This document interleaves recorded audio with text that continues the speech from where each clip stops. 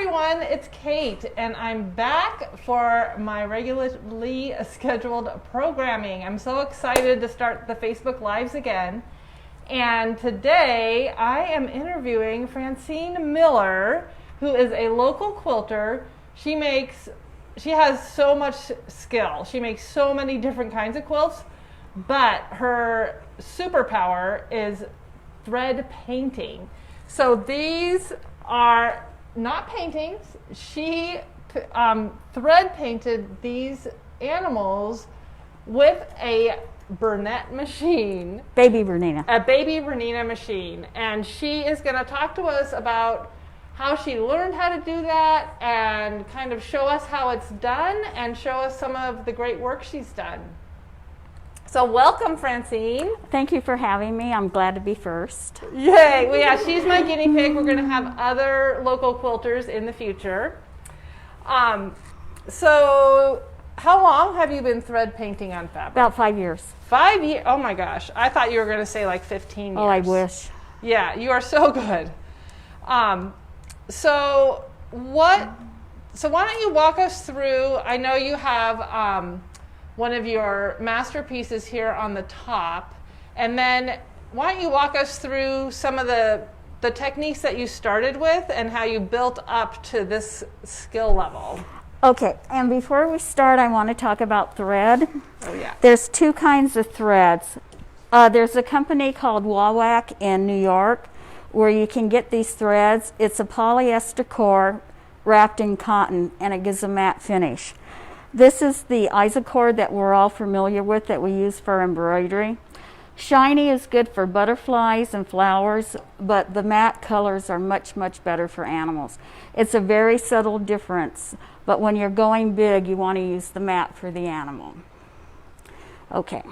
Cool. So this is the last one I finished. This is an elk. It comes printed on fabric, and if you come in here, you can see all the different stitches. There's probably about 75 different colors in here. Yeah, it's amazing. It's just like a painter with a palette mixing all the colors, and I'm in awe that you can make it look so amazing. Lots and lots of blending. Yes. And this is thread painting, and on the back, you can see where all the stitches are. So you kind of make it look like a photograph, the negative of a photograph. Yes, it's a shadow image on the back. Well, and I'm really in awe that you change your bobbin that often. I mean, changing the thread that often is incredible to me, but yes. Also changing the bobbin, hats off to you. Your patience is amazing. Yes, okay. All right, I'm going to move this one. So we're all familiar with applique. This is an applique. When you cut out the fabric and just use the extra flower of the fabric, they call it broderie perse, P-E-R-S-E. And then, go ahead. So Fran is going to kind of talk us through her evolution, at least, of going from simpler thread techniques to her higher level thread painting where she is now. Okay. Yes. And this was printed on the computer. It was white, and I just took marker and colored it in. Oh my gosh.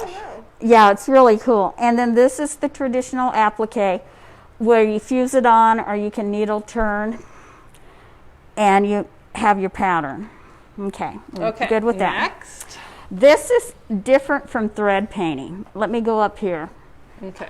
This is my lily. And you can see how thick the stitches are here. That is thread painting. Everything is covered. On thread sketching, I can hold it. yes, you just highlight and outline. It's a different technique. So and it kind of makes the flowers pop out. Yes, and you can see there's very little stitching on it. Yeah. And the next question is, how do I get the pattern onto the quilt? Yeah. This is printed for this is a sample. Each one of these is an 8x10. And you just slide it through your inkjet printer, and then I thread stitched over it. So that's what you can do with a small piece, 8x10. You can print it at home. Yes. On your inkjet printer. And then what about the bigger photographs? Fabric in the printer? Yes. Yeah, so you can put how do you put the fabric through the printer? The fabric sheet, the little 8x10 has a little piece of plastic behind it, and you can just zip it through. Oh, snazzy. Okay, but wait. Not yet. Is there one here? Okay. Oh yeah. Here's the otter. Yeah. This is, so we're getting organized. Oops, I'm sorry. It's dog hair season, guys. Okay. The 8x10, which is right here, is what we'll come back to the coyote. The 8x10 is right here, and you can see that it's been threads painted, how heavy the thread work is. Yeah, it's really, you can kind of feel the stiffness from all the thread layers that she's put on. And the layering really gives the depth to the color and makes the thread painting look like a photograph. I love that otter. I know. Yes. Okay. Okay. Now, let's leave this out. Okay. There's two things that you need to be aware of if you're going to tinker with this at home. Notice this has no border. When you put your 8x10 on, like with the coyote, here we go, you want to have a whole lot of distance, more width and more length, because if you don't, when you go to finish it, you lose your border. So you always want the batting and the background fabric to be a whole lot bigger.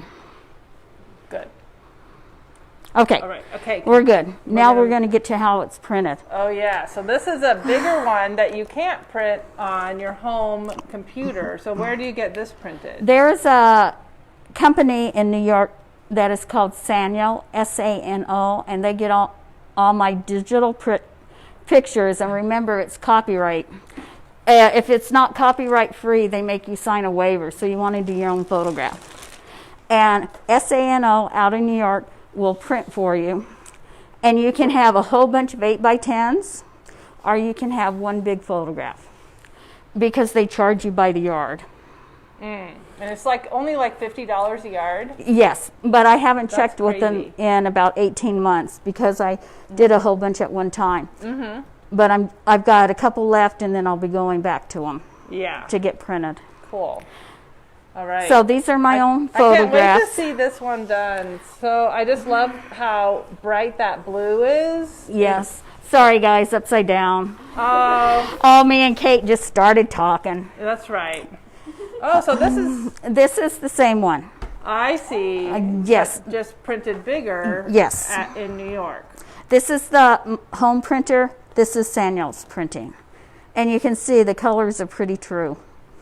Yeah. And as you get bigger, sometimes you lose the focus. When you do animals, it doesn't matter because as long as I have the direction of the fur, I can crank them out. Yeah, I can see. So you're stitching right over the fur with your machine, and I'm really in awe that you can see all the subtle colors. So you're going to do kind of a darker here with this is like a chocolate brown, and then going out to green and kind of a blue-gray. So you just... Yeah. While we're talking color, let's come over here and look at the goat. And you can see white is not white, black is not white. And you can see the blues and the grays in here, all these subtle color changes. And that's what gives the goat the dimension. Yeah, it really does look three-dimensional. Amazing. Okay. So we've got the coyote. We're going to move it. And then I did Lily once, and I'm going to do Lily in the water. We call her Water Lily. Water Lily. Oh, and I love... okay, let me get out of the way.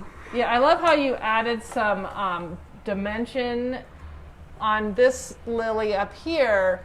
You were able to add dimension to the water droplets it looks like you did not stitch over them. Right. So there's like a little bubble. It's really fun.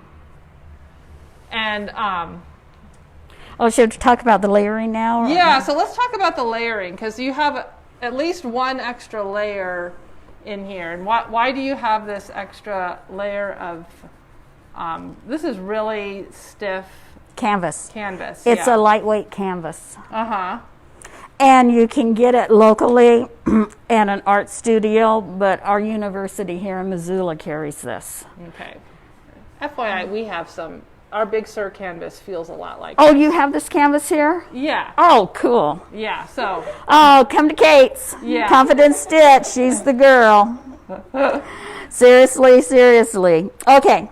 So you have your picture on top, then a layer of canvas, a layer of batting, and then your background. Jennifer Day, D-A-Y, you can look her up on the internet. She was my teacher in New Mexico. And she taught me water, taught me how to do the eyes. And you always start with the eyes, right? Yes, you always start with eyes.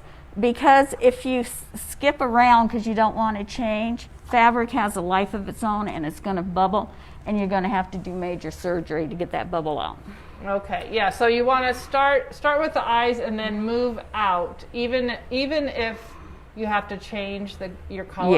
Yes. Because just like when you're quilting a quilt, A life of its own. yeah, it's going to all bubble in the middle if you're not going from the middle out. Yeah, which someone efficient like me, I'm like, I just want to do all the white. You can't. You'll be sorry if you do. So, Now, the background, you can be a little more forgiving, but not when you're doing the face. And you want to start with the eyes, because if you mess up on the eyes, at the end, you've lost it. You can't bring it back. right, So the eyes are the soul. yeah, Okay. awesome. And Okay. what do we have next? Let's see, what's next? Oh, the fox Oh, that you're the in the fox. middle of. Story with the fox. The fox is almost done. We'll turn it to the back. And you will notice that I'm getting better and better, and I'm starting to experiment with color on the back. Yeah, I saw the back and I thought that was the front. Yes. And then I flipped it over and that was like, oh no, that wasn't the front. Yeah, that's really Okay. nice. So going back, Kate asked me the other day, how long does it take for me to do one? Whether it's this size, this size, this size, this size.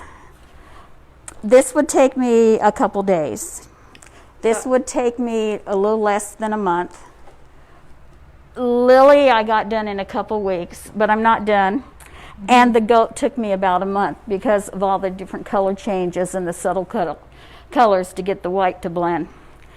And then it's done in my head because I want to do the animal. And you will notice that right here, Kate just loves this, Yeah. that the fox is done, the background's done. It's been sitting on my design wall for 3 months because I'm just not motivated to finish right here. Right. Because yeah. the animal's done. I've even got the 2 borders picked out. And maybe this will motivate me to finish. Yeah. But I can understand that the animal is the reason that you do it, and it's hard to keep doing the other details because this is the star of the show. I just love how much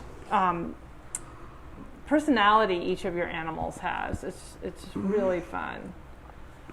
I was showing my daughters, and they were like, "Do you think she'd make one of our dogs?" And I'm like, "Oh, I bet she would." I would. Yeah. So this was the first one I did. In Jennifer's class 5 years ago. I actually Defrocked. Defurred it, but still a little furry. It's coming off my clothes.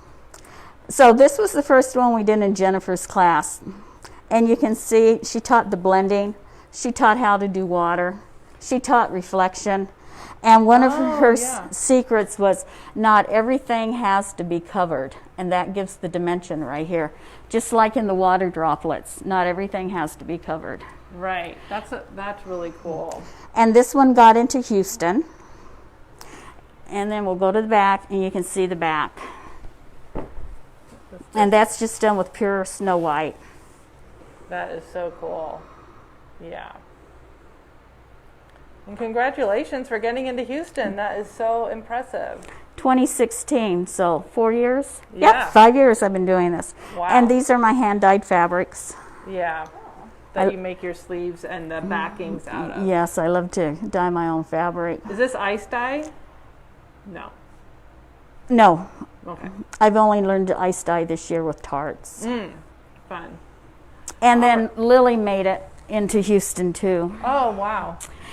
And she was only supposed to be 55 pounds. She turned out to be 90. Oh my gosh. When she was 2014, when she was a year old, she was almost 60 pounds. Ah, Somebody lied to me, yeah.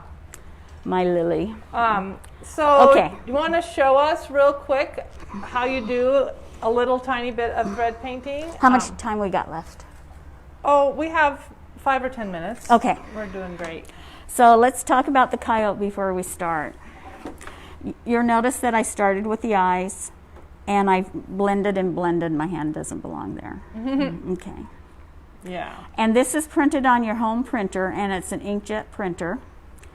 EQ printables are the best ones on the market, Okay.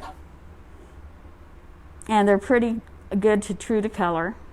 And then you have your batting, the canvas, and it's personal preference whether you have batting or canvas. I haven't found there's a difference. And then the background fabric. And then you're not pinning it like you do a quilt sandwich. No, I use a spray, Oh, okay. You spray based it. spray based. Okay. And on little ones, it's not really that necessary, but on the big ones, you spray it really hard. Yeah.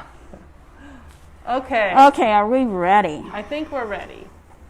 So this is not Fran's personal machine. So Oh, we'll do fine. It's a Sure. brand new one. yeah, she'll be fine. And there's only 3 stitches. So Straight, zigzag, and back. and back stitch. Okay. And that's it. And anybody can do this off of any machine as long as you can drop the feed dogs. Yeah, so we've dropped the feed dogs and we have a spring-loaded quilting foot Yes. on. And before I start, the other thing me and Kay talked about is the polar bear with 67 different colors. Oh my gosh. Lily, you will notice in the blacks that, oh, I'm not looking at the camera. There's like 8 or 9 different blacks and blues up here. Yeah, so I asked Fran how many spools of thread she goes through for each one, and she said she doesn't finish spools of thread because she uses so many different colors. Right. Yeah. And WAWAK, W-A-W-A-K, they're still selling their spools of thread for under $4. Last time I looked, they were $3.22, but they go on sale a lot. Yeah, so if you want to get into this, you're going to want to find high quality and yet affordable thread because you need a lot of different colors. Yes. Okay. And the thread that I showed you is a Gutermann type of thread. Okay. Okay. And Jennifer Day, she came out of the garment industry, and she tried all kinds of different stabilizers and got frustrated and put on a piece of canvas, and then she got her stitches Cool. to work. Okay. So what I'm doing now is I'm going to follow the fur line. And you can see I'm starting to blend right in here, and we're going to flip to the back. Oops. Sorry, yeah, it doesn't It's go tight. way up. Yep. And you can see, no, I'm good, Kate. Okay. I'm real good. You can see that I'm following the fur. Mm-hmm. Okay, if you want to show. Okay. Okay, and here's the nose, and here's the eye. Yeah. Okay, here we go, guys. Oop. Yeah, so Fran claims that this is really easy because it's just straight stitches, but I still don't. I do not agree that it's really easy. Oop. Okay, down, down. needle down. There we go. It's on super slow. And we've got the feed dogs off.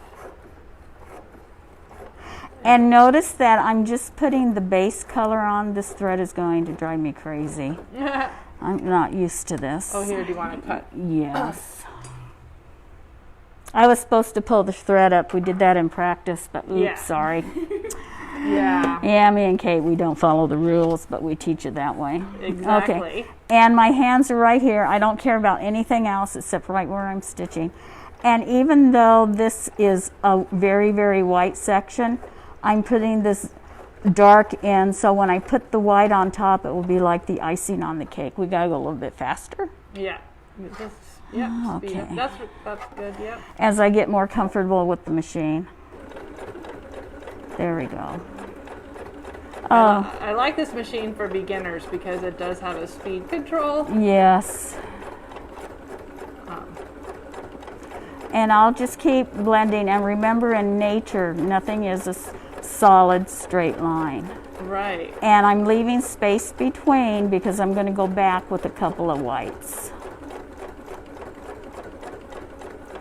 You can see that it's a little bit relaxing. Yes. I usually listen to a talking book. And then I forget where I'm going and I keep going. Now, especially when there's a murder. But right here I'm doing my zigzag, and now I'm going forward and back, forward and back. Okay, I've got an angle change right in here, so I have to take my photograph and angle it out. So you have it stopping in the needle down position. Always. Yeah. Otherwise I lose control.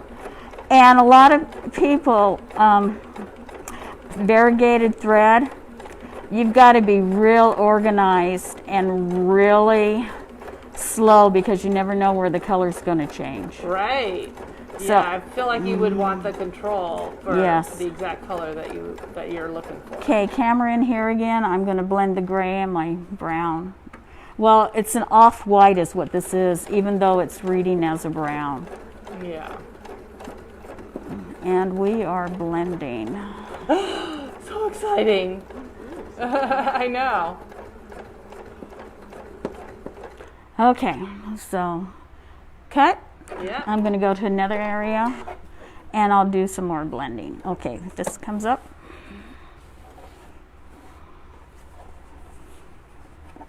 Okay. Oh, foot down. Now if you get in here, you're going to notice there's some purples in here. So I need to leave this dark. And now this is a design question if I'm going to put in a dark white or a real light purple. So how would you suggest that people start? I feel like you started with some simpler kind of just thread sketching and applique, and evolved into full-on thread painting.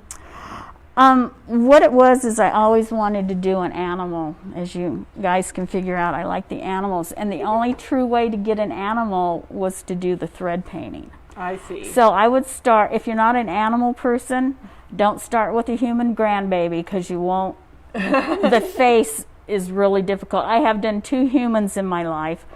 And one I got stuck, and I was lucky I was taking, this was at Lifelong Learning, watercolor class, my very first one, so I could learn about color.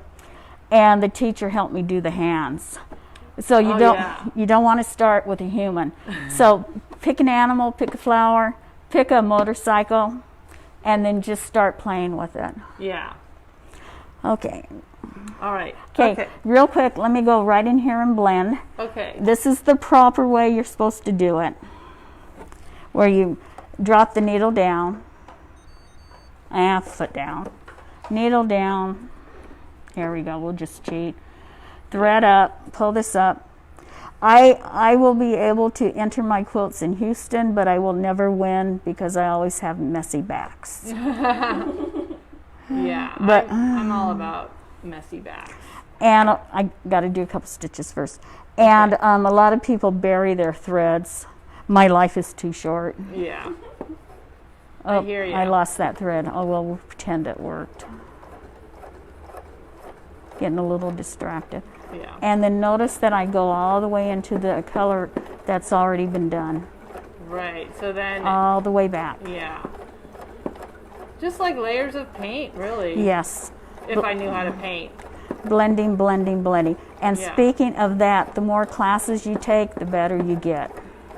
Yeah.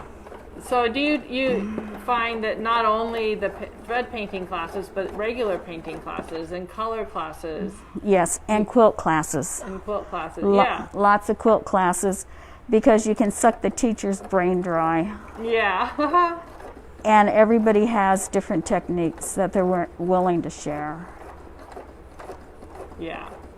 And you notice that there's no straight lines. And then here, a little wobbly, because that's the way the fur goes. Okay. All right. Yay. I love no straight lines. My kind of sewing. Me too.